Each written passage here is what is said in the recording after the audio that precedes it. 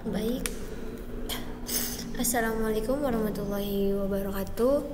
Sebelum saya jelaskan terlebih dahulu, izinkan saya memperkenalkan diri. Nama saya Tati Deswita Anggraini dengan NIM 3122104778. Di sini saya akan menjelaskan tentang proses dan threads. Yang pertama ada proses. Proses ini apa sih? Nah, jadi proses itu pada awalnya proses itu komputer awalnya memiliki suatu program yang dieksekusi pada suatu waktu. Jadi program ini memiliki kendali penuh atas sistem dan sumber dayanya. Komputer modern memiliki beberapa program yang dapat dijalan secara bersamaan. Adapun di sini juga proses dari pengertiannya yaitu turunan dari program yang dieksekusi. Hal ini dapat menggambarkan dengan diagram keadaan yang menunjukkan berbagai tahapan siklus hidup proses. Nah, di sini ada bagian memori layout dari sebuah proses. Gambarannya seperti ini, di sini ada maksimalnya, ini stack, di sini ada heap, ini data, ini teks, ini untuk datanya, penyimpanan data, ini teksnya. Nah, di sini juga ada bagian memori layout dari sebuah proses. Ada text section. Nah, ini text section itu merupakan executable code. Nah, yang ini data section yaitu merupakan global variable. Yang heap section ini merupakan memori yang dialokasikan secara dinamis selama program berjalan. Sedangkan yang stack section ini merupakan penyimpanan sementara ketika terjadi pemanggilan fungsi. Jadi section ini penyimpanan yang hanya sementara karena ingin memanggil si fungsi. Fungsinya itu apa? Seperti fungsi parameter, root address, dan local variable. Nah, selanjutnya ada proses state-nya. Di sini ada new, ini ready, sini ada waiting, dan ini running, ini terminate. Jadi dia awalnya membuka lembaran baru new, terus dia memulai, lalu dia akan dijalankan. Setelah dijalankan, ini kita akan menunggu waiting. Nah, setelah waiting ini sudah berjalan, penungguan kita sudah selesai, kita akan lanjut ke ready lagi. Setelah itu bagian runningnya ini, di run itu terakhir ada di terminal. Di sini ada proses state-nya, yaitu new merupakan fase di mana proses dibentuk, dan running ini merupakan fase di mana instruction sedang dieksekusi. Jadi si running ini tuh di mana fasenya tuh sedang dieksekusi. Sedangkan waiting itu fase di mana proses sedang menunggu beberapa peristiwa yang terjadi. Sedangkan ready itu ya siap atau sudah selesai menunggu untuk ditugaskan ke prosesor. Nah, sedangkan yang terakhir terminate itu fase di mana proses telah selesai dieksekusi. Jadi di antara new, running, waiting, ready, dan terminate, yang selesai yaitu di akhir seperti terminate. Keseluruhannya sudah dieksekusi. Yang ini ada proses control block. Yang pertama tadi ada proses state, dan yang kedua ini ada proses control block. Ya, ini bisa disingkat dengan VCB. Nah, ini tuh VCB. Di sini tuh ada tergolong proses state, proses number, program counter, register, memory limit, list of open files. Kita jelasin nih proses state-nya apa. Dia tuh terdiri dari new, ready, running, waiting, and yang tadi yang health dan selanjutnya. Sedangkan program counter dia mengindikasi alamat instruksi. Jadi dia ini dijalankan, prosesnya itu akan mulai dijalankan. Sedangkan CPU register terdiri dari nomor dan tipe yang berbeda-beda. Dan di sini juga arsitekturnya dari masing-masing komputer. Jadi dia tuh berbeda-beda tipe dan nomor, dan arsitekturnya juga masing-masing dari komputer. Nah, di sini juga ada CPU shielding. Ini merupakan informasi dari sebuah proses inti. Jadi dari segala tiga ini, nah di CPU scheduling ini yang bagian intinya. Di sini ada memory management. Dia tuh berupa bentuk seperti nilai dari baris register dan nomor dari tabel dan segmen tabel sesuai dengan sistem memori. Dari yang keenam ini ada accounting information. Dan itu merupakan informasi yang terdiri dari jumlah CPU. Jadi itu dia counting information, ini informasi yang diberikan atau terdiri dari jumlah CPU-nya. Nah, IO ini merupakan informasi yang terdiri dari daftar perangkat. Yang selanjutnya ada threads. Karena tadi kita sudah menjelaskan prosesor, kita akan menjelaskan threads. Nah, threads ini apa?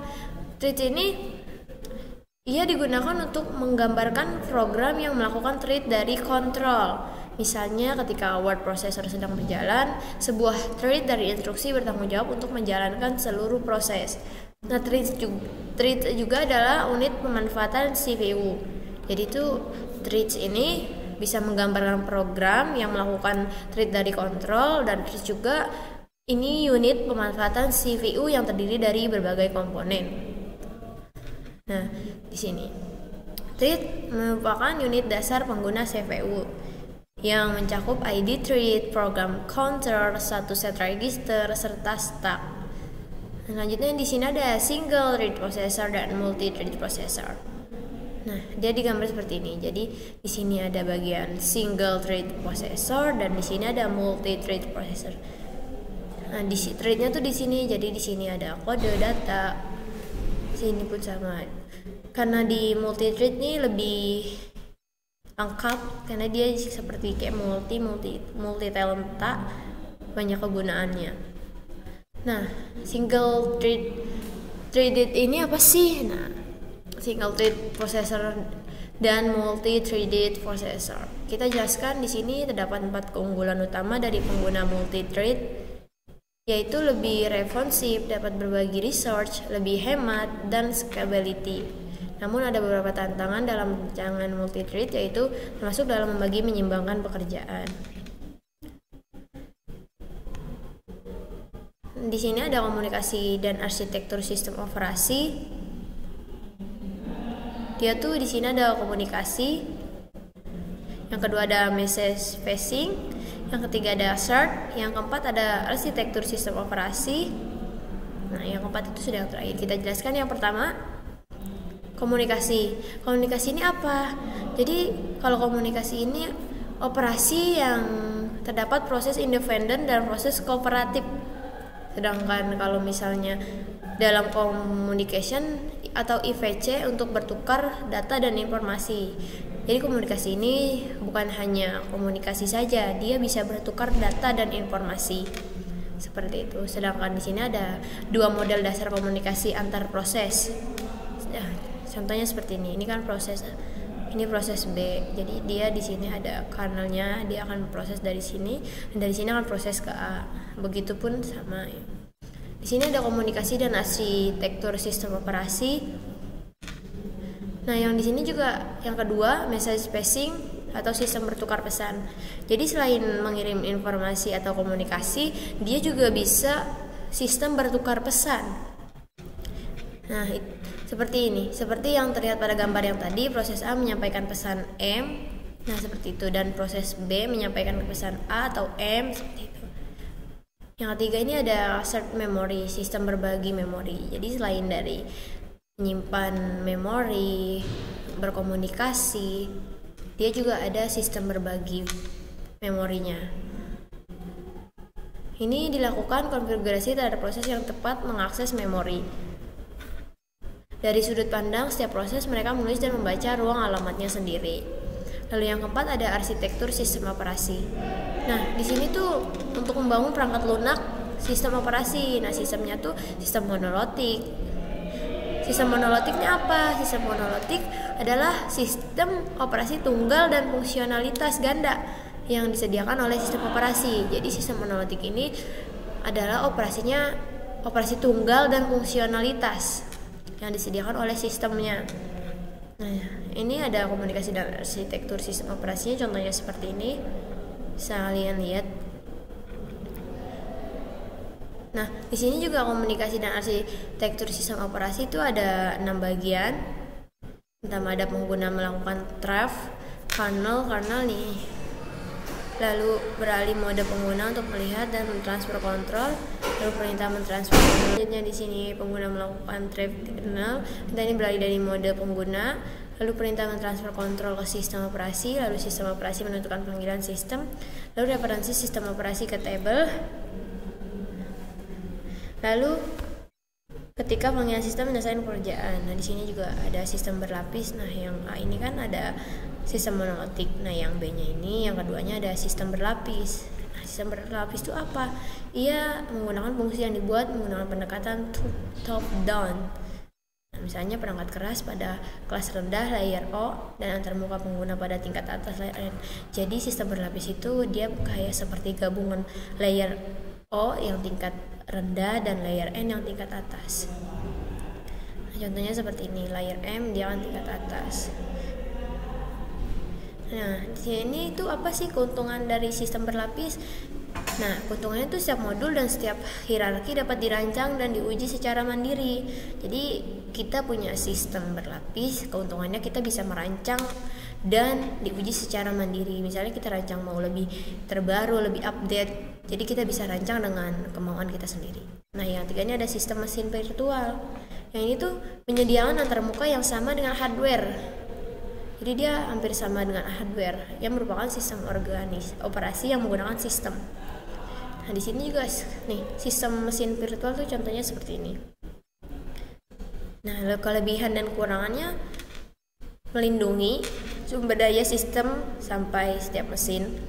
Nah, kedua, sistem ini cocok untuk penelitian, dan yang ketiga, dengan sistem mesin virtual sangat sulit.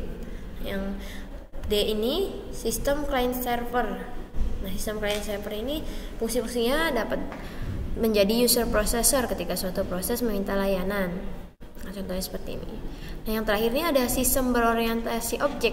Ini dalam sistem berorientasi objek, setiap layanan diterapkan sebagai kumpulan objek. Nah, jadi setiap objek itu diberi tipe yang mendefinisikan atribut objek seperti proses, directory, dan file untuk menjalankan operasi yang ditentukan pada objek. Jadi setiap berorientasi objek, ia tuh akan diberi tipenya masing-masing. Dia mendefinisikan atributnya seperti proses, directory, dan file. Terima kasih, cukup sekian dari pendapat yang saya sampaikan. Kurang dan lebihnya mohon maaf. Wassalamualaikum warahmatullahi wabarakatuh.